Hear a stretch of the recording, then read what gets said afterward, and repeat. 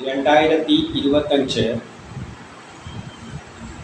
April മുതൽ അടുത്ത കുറച്ച് മാസങ്ങൾക്കുള്ളിൽ ശനിയും വ്യാഴനും രണ്ടും മാറുകയാണ്. പൂർവ്വച്ചാണ് മാറുന്നത്.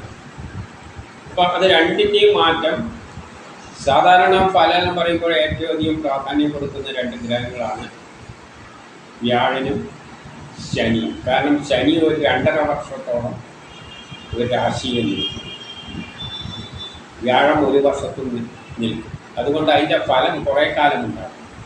മറ്റുള്ള ഗ്രഹങ്ങളെല്ലാം വേഗം മാറുന്നതുകൊണ്ട് പെട്ടെന്ന് നല്ലതാണെങ്കിൽ അടുത്ത പ്രാവശ്യം ചിലപ്പോൾ മോശമായിരിക്കാം, അടുത്ത നല്ലതായിരിക്കാം, അങ്ങനെ പെട്ടെന്ന് പെട്ടെന്നുണ്ടാകും. പക്ഷേ ഇതല്ല, ഇത് സ്ഥായിയായിട്ട് നിൽക്കുന്നത് കൊണ്ട്, കുറേ കാലം നിൽക്കുന്നത് കൊണ്ട് ഇവയുടെ മാറ്റത്തിന് വലിയ പ്രാധാന്യമുണ്ട്.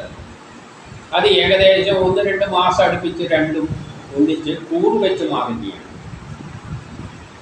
ഭാവം വെച്ചല്ല, ഭാവം വെച്ചിട്ടാണ്. കൂറ് വെച്ചെന്ന് പറഞ്ഞാൽ 2.25 നക്ഷത്രത്തിനാണ്, ഒന്നിച്ച് പറയുകയാണ്.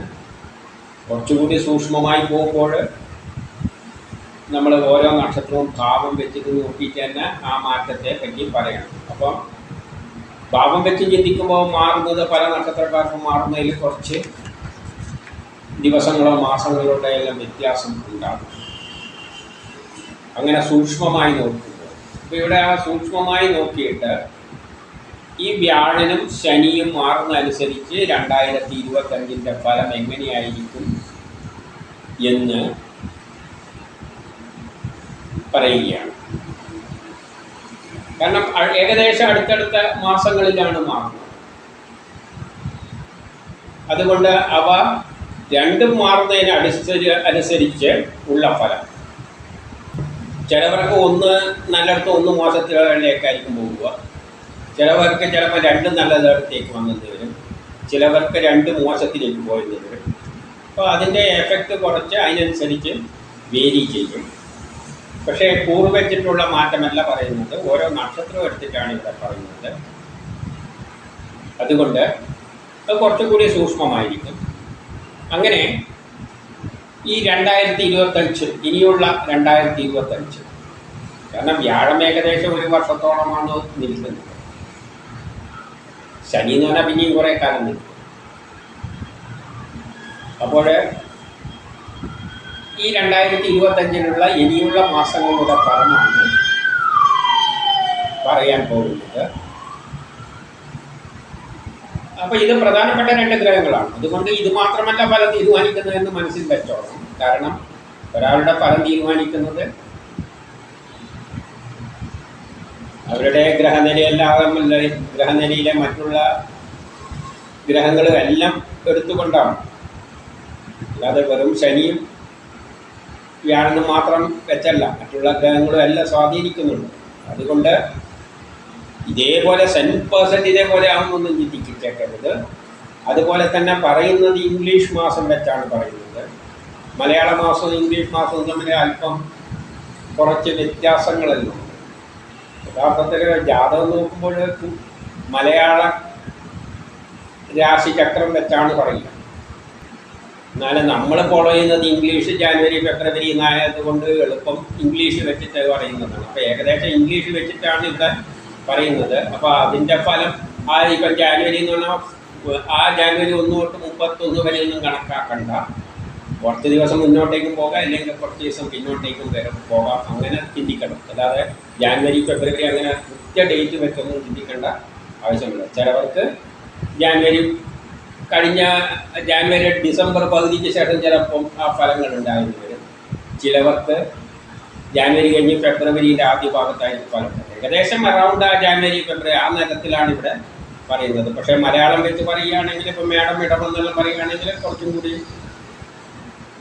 പക്ഷേ അത് എല്ലാവർക്കും ഫോളോ ചെയ്യാൻ കുറച്ച് പ്രയാസമായിരിക്കും. എല്ലാവരും ഈ ജാനുവരി ഫെബ്രുവരി എന്നുള്ള നിലയിലാണ് പോകുന്നത്. ആ തരത്തിലാണ് ഇത് പറയുന്നത്. അപ്പോൾ ഓരോ നക്ഷത്രവും വെച്ച് നമുക്ക് നോക്കാം. ഇനി ചിത്തിര നക്ഷത്രത്തിൽ ഇനിയുള്ള മാസങ്ങൾ, 2025 ഇനിയുള്ള മാസങ്ങൾ, ഏപ്രിൽ മുതൽ ഡിസംബർ വരെയുള്ള മാസങ്ങളിലെ ഫലം ശനിയും വ്യാഴനും മാറുന്നതിൻ്റെ അനുസരിച്ചുള്ള ഫലം പറയാം. ശനി പൊതുവെ നല്ല സ്ഥലത്തേക്ക് മാറിയിരിക്കുകയാണ്, നല്ല സ്ഥലത്താണ് ഉള്ളത്. നമ്മളെല്ലാ എന്തെല്ലാം തടസ്സങ്ങൾ ഉണ്ടാവുമോ അതിനെല്ലാം നമ്മൾ മറികടക്കുന്ന തരത്തിലുള്ള സ്ഥലത്തേക്കാണ് ശനി വന്നിരിക്കുന്നത്. എന്തെല്ലാം തടസ്സങ്ങൾ നമുക്ക് ഉണ്ടായിട്ടുണ്ടോ അതെല്ലാം മാറ്റിയിട്ട് ശനി പ്രതിബന്ധങ്ങൾ, ഇപ്പം കേസ് വഴക്കലുണ്ടെങ്കിൽ അതിനൊരു അനുകൂലമായ തീരുമാനമുണ്ടാകും. അങ്ങനെയുള്ള എല്ലാ കാര്യത്തിലും പ്രതിബന്ധങ്ങളെയെല്ലാം മാറ്റി നമ്മളെല്ലാത്തിലും വിജയം നേടുന്ന തരത്തിലുള്ള ഭാവത്തിലേക്കാണ് ശനി വന്നിരിക്കുന്നത്. പക്ഷേ ചെറിയ ആരോഗ്യ പ്രശ്നം ചിലപ്പോൾ ഉണ്ടാക്കിയേക്കാം. വ്യാഴനാകട്ടെ ഓഗസ്റ്റ് വരെ വളരെ നല്ല സ്ഥലത്താണ്, ഭാഗ്യസ്ഥാനത്താണ് ഉള്ളത്. എല്ലാ സൗഭാഗ്യങ്ങളിലും നേടാനുള്ള സ്ഥലത്താണ് വ്യാഴനുള്ളത്. എല്ലാ ഭാഗ്യമുണ്ട്. പൂർവിക സ്വത്തുമായിട്ട് ബന്ധപ്പെട്ട കാര്യങ്ങൾക്കെല്ലാം നല്ലതാണ്. ഉദ്ദേശിച്ച കാര്യം, ഉല്ലാസ യാത്രകൾ പോകാൻ, മക്കൾക്കുള്ള ഉന്നതികൾ, അങ്ങനെ എല്ലാ കാര്യത്തിലും നല്ല ഭാഗ്യസ്ഥാനത്താണ് ഓഗസ്റ്റ് വരെയുള്ളത്. ഓഗസ്റ്റ് കഴിയുമ്പോൾ കർമ്മപരമായിട്ട് കുറച്ച് പ്രയാസങ്ങൾ ഉണ്ടാക്കുന്ന ഭാവത്തിലേക്ക് വ്യാഴമാണ്. കർമ്മ തടസ്സങ്ങളെല്ലാം ഉണ്ടാക്കിയേക്കാം. ജോലിക്ക് തടസ്സം, പ്രമോട്ട് തടസ്സം, ജോലി സ്ഥലത്ത് പ്രശ്നങ്ങൾ, ഇതെല്ലാം ഓഗസ്റ്റ് മുതൽ വ്യാഴം അതിനത്ര അനുകൂലമല്ല തൊഴിൽപരമായ കാര്യം. ഇനി ഏപ്രിൽ, മെയ്, ജൂൺ മാസങ്ങൾ പൊതുവെ എല്ലാ കാര്യവിജയം, ആരോഗ്യമൊന്നും മോശമല്ല, പക്ഷേ ചെറിയ പ്രശ്നങ്ങൾ എന്തെങ്കിലും ഉണ്ടായിരുന്നവരാ അതൊന്നും കാര്യമാക്കേണ്ടതില്ല. ഭാഗ്യമുള്ളൊരു സമയമാണ്. നമ്മൾ വല്ല ഉല്ലാസ യാത്രകളെല്ലാം പോകാൻ ഏപ്രിൽ, മെയ്, ജൂൺ മാസങ്ങൾ നല്ലതാണ്. പല പൂർവിക സ്വത്തുമായി ബന്ധപ്പെട്ട കാര്യങ്ങൾക്കെല്ലാം നല്ലതാണ്. പിതാവിന് നല്ലതാണ്, മക്കൾക്ക് നല്ലതാണ്. എല്ലാ നിലയിലും മനസ്സിനൊരു സമാധാനമുള്ള ആത്മീയ കാര്യങ്ങൾക്കെല്ലാം പറ്റിയ മാസങ്ങളാണെങ്കിലും ഏപ്രിൽ, മെയ്, ജൂൺ. ഏപ്രിൽ മാസത്തിൽ ദാമ്പത്യപരമായി ചെറിയ പ്രയാസങ്ങൾ കാണുന്നുണ്ട്. വിവാഹ കാര്യങ്ങൾക്കുള്ള തടസ്സങ്ങൾ ഏപ്രിൽ മാസത്തിലുണ്ട്. മെയ് മാസത്തിൽ പെട്ടെന്നുള്ള ചെറിയ തടസ്സങ്ങളോ എവിടെയെങ്കിലും തട്ടിമുട്ടി വീഴാനുള്ള ചില സാധ്യതകളോ എല്ലാം അപ്രതീക്ഷിതമായിട്ടുള്ള ചില സംഭവങ്ങളും ചിലപ്പോൾ മെയ് മാസത്തിൽ കണ്ടേക്കാം. ജൂലൈ മാസം പൊതുവെ എല്ലാ കാര്യത്തിലും നല്ലതാണ്. നമ്മൾ എന്തുദ്ദേശിച്ച കാര്യങ്ങളെല്ലാം സാധിക്കും. എല്ലാ കാര്യത്തിലും വിജയം നേടും. എല്ലാ കാര്യത്തിലും എന്തിനാ ഇപ്പം ടെസ്റ്റ് ഇൻ്റർവ്യൂവിനെല്ലാം പോവുകയാണെങ്കിൽ നമുക്ക് കാര്യങ്ങൾ സാധിക്കും. സ്വത്തുമായിട്ട് ബന്ധപ്പെട്ട കാര്യങ്ങൾക്കെല്ലാം നല്ലതാണ്. പൂർവിക സ്വത്തുമായിട്ട് ഉല്ലാസ യാത്രകൾ പോകാൻ ബാക്കിയുള്ളൊരു സമയമാണ്. മക്കൾക്ക്, പിതാവിനെ എല്ലാം നല്ലതായിട്ടാണ് കാണുന്നത്. യാത്രകളെ കൊണ്ട് ഗുണാനുഭവങ്ങളെല്ലാം ഉണ്ടാകും.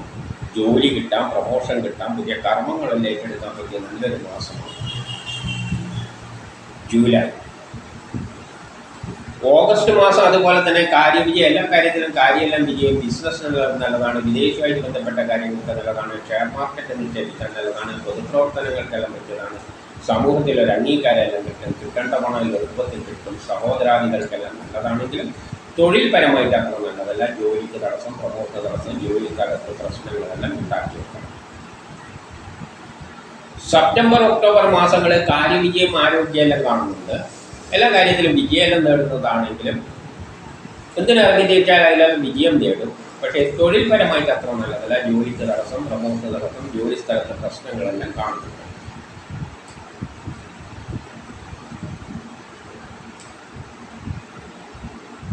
അതേസമയം തന്നെ സെപ്റ്റംബർ മാസത്തിലെ പണം നഷ്ടപ്പെട്ടു പോകാതെയെല്ലാം ശ്രദ്ധിക്കണം.